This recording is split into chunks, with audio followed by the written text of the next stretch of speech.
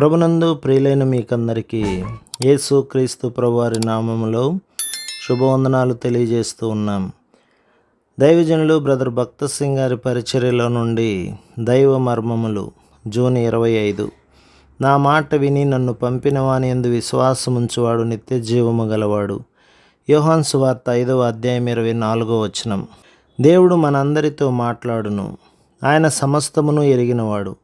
ఏ కూటములోనైనను బోధకుడు ప్రసంగించినప్పుడు ఏ విషయములోనైనా నీవు కలత చెందిన ఎడల, ఓ దేవా, ఈ స్వరము నీ స్వరమా లేక మానవునిదా?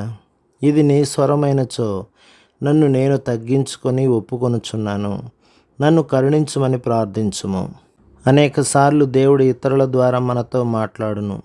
పౌలు నిరుత్సాహపడి సాతానుచే ఎదిరించబడినప్పుడు దేవుడు పౌలుతో, నీవు భయపడక మాట్లాడుము, మౌనముగా నుండకుము, నేను నీకు తోడై ఉన్నాను, నీకు హాని చేయుటకు నీ మీదకి ఎవడునూ రాడు.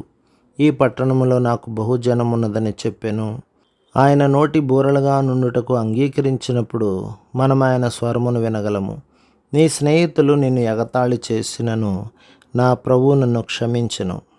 నాకు సమాధానము దొరికినదని ధైర్యముగా సాక్ష్యమిమ్ము. ఎవరైనాను నీ సాక్ష్యమును అంగీకరించినప్పటికీ సంతోషముగా ఆయనను అంగీకరించి ఇతరులతో పంచుకొనుము.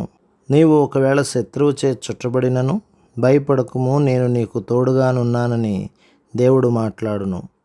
ప్రభు మిమ్మును, మీ కుటుంబమును, మీ సంఘమును దీవించి ఆశీర్వదించునుగాక. ఆమేన్.